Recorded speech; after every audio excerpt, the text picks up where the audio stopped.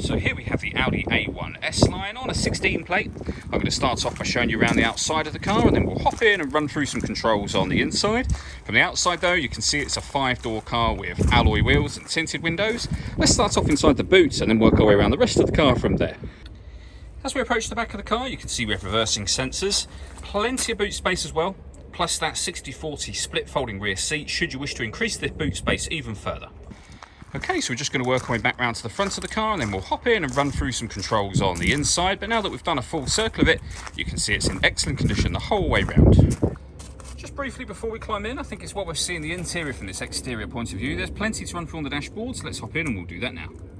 Okay, now that we're inside the car, we're going to start with the dials. On the left-hand side, we have the rev counter and coolant temperature gauge, and on the right-hand side, the speedometer and fuel gauge.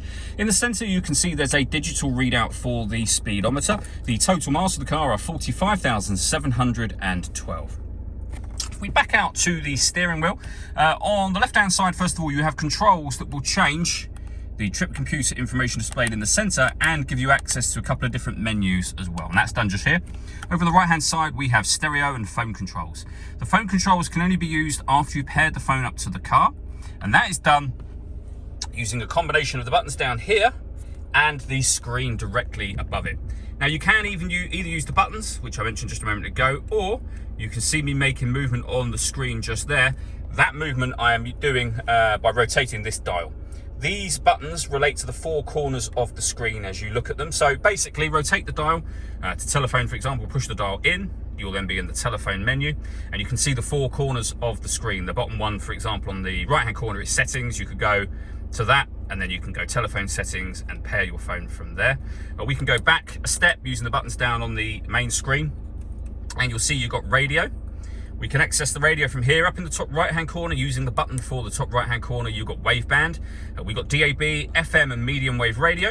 And if you want to listen to your own music, you can do that under the media heading just there. Similar situation up in the top right-hand corner, and you can see the different ways in which you can listen to your own music. So SD memory card input, CD player, Audi's multimedia interface, and Bluetooth audio as well. So you can stream your music wirelessly, as well as making and receiving phone calls. But if the screen here, we have two buttons. This one turns off the stop and start. This car is designed to cut out when it's stationary in traffic to save you fuel. The system is off when the light shows, and we have our hazard warning lights just there as well. Working our way down from that, we have the CD player, main volume for the stereo, and all the buttons I went through just a moment ago, along with the two SD memory card inputs there. And then the air conditioning. So you can adjust the temperature, the fan speed, the direction the air is being distributed in. The air conditioning's off at the minute. That button turns it on, and you can see it's on by the light just there. Same button to turn it off. You can recirculate the air that's in the car. It's a great way of heating it up or cooling it down quickly, depending on the temperature you've set over here. Beneath that, we can put the rear heated screen on. We can turn off the traction control for the car, and this button will change the driving mode. So you can put it into auto, dynamic, efficiency, and then back to auto. Auto just means the car will decide for you. And then here, we have a 5-speed manual gearbox. All that leaves me to say is thank you for taking the time to watch this video. If you'd like to come and see the car in person and have a test drive, please feel free to give us a call here at Surrey Specialist Cars. We'd love to hear from you soon.